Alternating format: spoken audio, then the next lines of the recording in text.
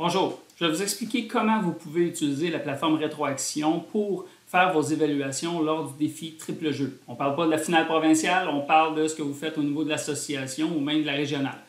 Alors, on commence. Fait que la première chose, il faut aller dans Paramètres, Formulaire, et ici on voit j'ai ajouté le formulaire défi triple jeu au compte de l'association. Fait que si ce n'est pas dans votre compte, vous nous contactez, on va pouvoir ajouter ça très rapidement dans votre compte. Fait que si on fait un aperçu ici, vous allez voir que les trois critères, lancer, frapper et la course. Fait que lancer, vous allez choisir si le joueur a touché de 0 à 5 cibles, en sachant que chaque cible va lui donner 20 points après. Vous pouvez cliquer ici sur le petit document aussi, ça va vous télécharger la boîte à outils là, qui décrit tout ce que vous devez savoir pour le défi triple jeu. Ensuite, pour la frappe, bien, vous inscrivez la distance, faites le petit plus ici. Vous pouvez inscrire plusieurs distances. Puis le système, comme c'est configuré, va conserver le plus grand résultat des trois valeurs que vous avez entrées. Ensuite, pour la course, vous pouvez démarrer le chronomètre. Le joueur doit parcourir la distance de 2 buts. Lorsqu'on arrête, c'est fait. Ensuite, on peut dire si oui ou non. Ici, il y a une pénalité qui fonctionne avec la course 1. Fait que je peux dire qu'il n'y a aucune pénalité ici. Et puis, je vais prendre la deuxième course. Je peux éditer aussi, si jamais j'ai déjà mon temps, puis je peux mettre, il a fait 7,47, je peux le faire comme ça. Puis je peux dire ici, il y a une pénalité. Fait que quand on dit qu'il y a une pénalité, il va y avoir une pénalité de 10 points qui va s'appliquer sur le nombre de total accumulé pour la course numéro 2. Puis ici, le point pour la course, ça va se calculer automatiquement. Le système va prendre en considération la course 1 et la course 2, les pénalités. Il va vous dire exactement le nombre de points accumulés par le joueur. Fait que ça, c'est le formulaire qu'on utilise pour le défi triple jeu. Une fois qu'il est dans votre compte, la prochaine étape, c'est soit de créer des groupes ou des équipes. Fait que si vous voulez, vous pouvez créer des groupes. Fait que maintenant, ici, j'ai créé un groupe 9U filles, 9U A garçons, B garçons. Fait que vous créez tous vos groupes, vous mettez les athlètes dedans, puis après ça, vous êtes prêt à évaluer. Sinon, si la saison est déjà commencée, puis vous procédez plus au niveau des équipes, par équipe, pour faire vos évaluations pour le défi triple jeu, bien, c'est possible aussi. Fait qu'ici, si j'avais toutes mes équipes, je pourrais, avec déjà tous les joueurs dedans, bien parfait, on peut les utiliser. Fait que là, ce qui reste à faire, c'est qu'on va aller dans...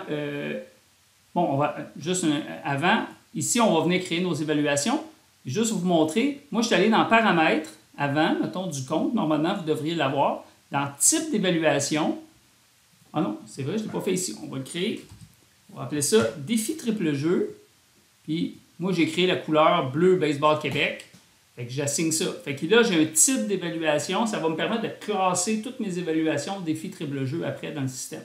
Fait que j'ai créé ça. Type d'activité aussi. On va faire la même chose. Défi triple jeu. On va choisir la couleur bleu Baseball Québec. Fait que, en ayant ça, ça va me permettre après de créer des activités. Genre samedi matin 8h, c'est une activité défi triple jeu au lieu que ce soit une pratique ou un match. Mais ça rend le système encore plus facile à suivre. Bon, mais une fois qu'on a ces deux petites choses-là, on va aller dans l'évaluation. Fait que là, il nous reste juste à créer les contextes. Fait qu'on va faire créer un contexte d'évaluation ici. On va faire commencer. C'est quoi le type d'évaluation? C'est le type qu'on vient de créer. C'est défi triple jeu. Suivant. La période de temps, par défaut, c'est à partir d'aujourd'hui plus 1 mois. Mais là, si on se dit, non, nos évaluations vont se dérouler jusqu'à dimanche le 7, je pourrais juste mettre une journée si je voulais. Et on va dire c'est, j'ai un mois de trop. C'est jusqu'à dimanche le 9 juin à place. Suivant. Là, le système, il me demande, est-ce que c'est des groupes ou des équipes que je veux évaluer? C'est là, ça va dépendre de comment vous avez configuré vos choses. Moi, présentement, j'ai fait des groupes séparés. Mais je pourrais dire, OK, on va prendre nos groupes, ou je pourrais dire toutes mes équipes, mais je vais prendre groupe. Fait que je vais dire, oui, moi, je vais évaluer tous mes groupes. Qui dans les groupes on veut évaluer? Bien, si vous avez du staff, là, des entraîneurs, des assistants, tout ça, nous, on va choisir juste les joueurs qu'on veut évaluer. Suivant. Un ou plusieurs contextes. Fait que là, je pourrais avoir, si je dis un seul, je vais avoir mes 9U, 11U, tout le monde ensemble, c'est pas ce que je veux. Je pourrais dire un par catégorie. Fait que je veux mes 9UA ensemble, mes 9UB ensemble, tout ça. Ou je pourrais dire un par équipe ou un par groupe. Imaginez, mettons, si j'avais choisi mes équipes, je pourrais prendre un par équipe, puis j'aurais un contexte d'évaluation par équipe. Fait qu'après ça, quand, mettons, mon équipe 9UA1 se présente sur le terrain, j'évalue juste ces joueurs-là. Fait que, on va vous donner un exemple, on pourrait le faire comme ça. Un par groupe. Suivant, le formulaire, on a notre formulaire défi triple jeu. Anonyme oui ou non? Non. On connaît le nom des joueurs, on veut que les noms apparaissent sur le formulaire. Évaluation commune, super important, on va dire oui. Parce que ça, c'est ce qui fait que moi, je pourrais être un évaluateur, je m'occupe de la course, un autre évaluateur s'occupe du lancer, un autre du frappé, on travaille ensemble, mais on remplit une fiche d'évaluation par joueur. Fait qu'on travaille en commun les évaluations au lieu d'avoir une évaluation chacun de notre côté là, différente. Fait que ça, c'est super important. On va faire suivant. Une évaluation par activité, on laisse ça à non. Accès au classement, pour l'évaluateur, on va dire non. Suivant, j'ai le résumé, tout est beau, je fais créer. Fait que là, en ce moment, j'ai un contexte par catégorie que je veux. Fait que là, je peux ajouter mes évaluateurs. Mettons que je fais ajouter un évaluateur. Je vais dire, tiens, cette personne-là, elle évalue tous les niveaux. Je vais taper mon adresse courriel. Je taperai l'adresse courriel de l'évaluateur que je veux. Pas besoin d'envoyer une notification. Fait que là, si je m'en vais, par exemple, 11UA les garçons, puis je fais évaluer, bien, vous voyez, lancer. Là, je vais avoir, il a touché 3 cibles.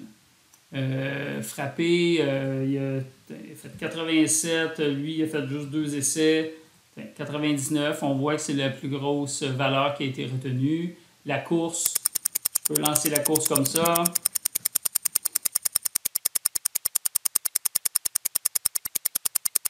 Voilà, sauvegarder, pas de pénalité. La course numéro 2, il a fait ça en 8,50. Et là, lui, il y a une pénalité sur celle-là. Et voilà, fait que il a fait 110 points pour la course. Fait que, on le voit. Fait que là, vous pouvez tout évaluer vos joueurs comme ça. Puis après ça, vous pouvez revenir, cliquer sur le bouton classement. Puis on va voir le nombre de points qui ont été calculés. Fait que 60 points pour le lancer, 99 pour la frappe, 110 pour courir, total 269.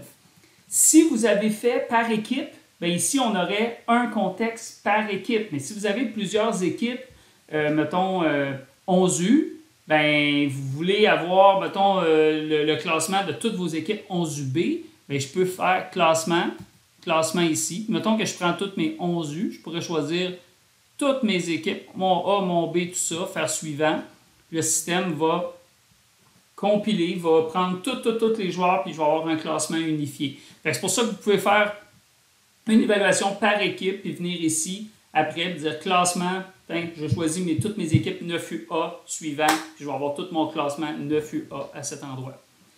C'est comme ça que vous pouvez faire vos évaluations. Dernière chose, lorsque vous avez complété, si vous avez l'intention de remettre des certificats, une fois que vos évaluations sont faites, vous pouvez aller dans le contexte, vous pouvez choisir les joueurs, puis vous avez maintenant ici exporter le certificat défi triple jeu. Ça, c'est important. En gros, ce que ça va faire, c'est que si je clique là-dessus, ça va me générer... moi j'ai oublié d'activer quelque chose ici. Mais en tout cas, ce qu'il faut, c'est que ça va vous générer un zip avec un fichier par joueur. Puis dans ce fichier-là, vous allez avoir des PDF. Puis chaque PDF, il y a le nom du joueur, il y a mettons, le nombre de cibles qu'il a touché, la distance qu'il a frappé, ces choses-là. Mais c'est un PDF qui est blanc. C'est blanc, on voit juste les 3 valeurs, les 3 ou 4 informations. Fait que vous, de votre côté, normalement, ça prend vos certificats qui sont déjà en couleur. Vous mettez ça dans l'imprimante, vous faites imprimer. Puis là, le système va venir imprimer, écrire les bons chiffres aux bonnes places. Après ça, vos certificats sont disponibles. Vous pouvez les remettre à vos joueurs. Fait que ça fait le tour. Si jamais vous avez des questions, n'hésitez pas, contactez-nous. On va vous aider là, à mettre ça en place. Sur ce, je vous souhaite une bonne journée et surtout un bon défi triple jeu. Merci. Au revoir.